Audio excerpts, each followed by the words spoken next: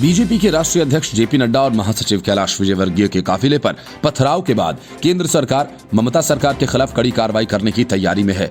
राजनीतिक हिंसा से ग्रस्त बंगाल में ममता बनर्जी की पार्टी के कार्यकर्ता किसी विरोधी दल को कोई कार्यक्रम नहीं करने देना चाहते। यही वजह है कि बीजेपी के राष्ट्रीय अध्यक्ष के काफिले पर हमला हुआ। यही वजह है कि विपक्षी पार्टी के नेताओं और कार्यकर्ताओं को बंगाल में निशाना बनाया जाता है। हद तो तब हो गई जब बीजेपी के राष्ट्रीय अध्यक्ष के काफिले पर हमला हुआ और पुलिस चुपचाप तमाशा देखती रही। बंगाल की कानून व्यवस्था के बिगड़े हालात पर राज्यपाल जगदीप धनखड़ ने गृह मंत्रालय को रिपोर्ट भेजी है। गृह मंत्री ने भी बंगाल सरकार से रिपोर्ट तलब की है। हालात इतने खराब हैं कि अब अमित शाह खुद 2 दिन के दौरे पर बंगाल जाने वाले हैं। कोलकाता के डायमंड हार्बर इलाके में बीजेपी अध्यक्ष जेपी नड्डा के काफिले पर पथराव की घटना हुई थी। इसके बाद राज्यपाल धनखड़ ने आरोप लगाया था कि राज्य में सरकारी मशीनरी पूरी तरह से फेल हो चुकी है। बीजेपी नेताओं पर हुए पथराव के अलावा कार्यकर्ताओं पर लाठी डंडे से हमले भी किए गए। बीजेपी महासचिव कैलाश विजयवर्गीय भी काफिले में मौजूद थे। उनकी भी गाड़ी के शीशे तोड़े गए। इस घटना के बाद राज्यपाल जगदीप धनखड़ ने ममता सरकार पर हमला बोलते हुए कहा कि इस तरह के हमले की उन्हें पहले ही आशंका थी और उन्होंने सीएम को पत्र लिखा भी था। राज्यपाल ने ट्वीट किया था, पश्चिम बंगाल में बीजेपी अध्यक्ष के काफिले पर सत्ताधारी पार्टी और राजनीतिक पुलिस के समर्थन में हुए हमले की खबरों से चिंतित हूं। आज सवेरे ही मुख्य सचिव और डीजीपी को इस बारे में अलर्ट किया गया था, फिर भी कानून को तोड़ा गया। इसके बाद जगदीप धनखड़ ने अपने आधिकारिक ट्विटर अकाउंट से एक के बाद एक कई ट्वीट्स किए। उन्होंने 8 दिसंबर का वह पत्र भी ट्वीट किया जो बीजेपी अध्यक्ष के दौरे के पहले उन्होंने राज्य सरकार और उनके मुख्य सचिव को लिखा था।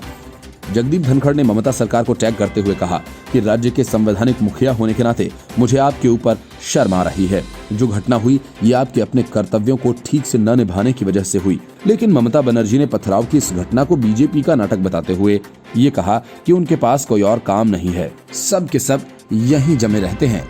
ममता ने कहा कि बीजेपी के पास कोई और काम है नहीं, अक्सर गृह मंत्री यहीं होते हैं। उसी समय उनके चड्ढा फड्डा नड्डा भड्डा यहीं होते हैं। जब उनके पास कोई दर्शक नहीं होता तो वे अपने कार्यकर्ताओं को नौटंकी करने के लिए कहते हैं। लेकिन अब केंद्र सरकार कार्रवाई करने के मूड बना चुकी है। केंद्रीय गृह मंत्री अमित शाह 19 तारीख को 2 दिवसीय बंगाल दौरे पर जाएंगे। गृह मंत्री पार्टी की 3 अलग अलग कार्यक्रमों में भी शामिल होंगे। बंगाल दौरे के दौरान जेपी नड्डा और कैलाश विजयवर्गीय के काफिले पर हमले के बाद गृह मंत्री के दौरे के राजनीतिक मायने निकाले जा रहे हैं। सूत्रों के मुताबिक गृह मंत्री बंगाल चुनाव के मद्देनजर आने वाले महीनों के 2 दिन बंगाल में ही बिताएंगे। पश्चिम बंगाल में बीजेपी अध्यक्ष जेपी नड्डा के काफिले पर हुए हमले के बाद बीजेपी और टीएमसी में आरोप प्रत्यारोप का दौर शुरू हो गया है। इससे पहले गृह मंत्री अमित शाह ने ट्वीट कर कहा कि बंगाल में भाजपा के राष्ट्रीय अध्यक्ष जेपी नड्डा जी के ऊपर हुआ हमला बहुत ही निंदनीय है। उसकी जितनी भी निंदा की जाए कम है। केंद्र सरकार इस हमले को पूरी गंभीरता से ले रही है।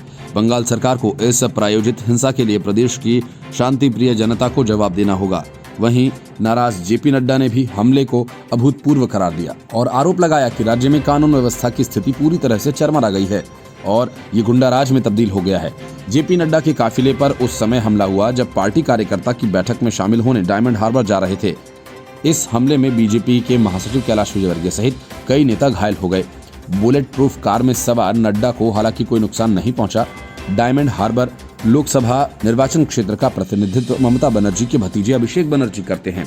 घटनास्थल पर मौजूद लोगों ने बताया कि तृणमूल कांग्रेस के कथित कार्यकर्ताओं ने दक्षिण 24 परगना जिले में सिराकुल के पास सड़क को अवरुद्ध कर दिया, जिसमें से कुछ हाथों में लाठी डंडे, लोहे की छड़ें और पत्थर भी लिए हुए थे। पुलिस ने जब उन्हें हटाने की कोशिश की तो वे बीजेपी के और मीडिया के खिलाफ नारे लगाते हुए पुलिस से झगड़ने लगे। Report news of India.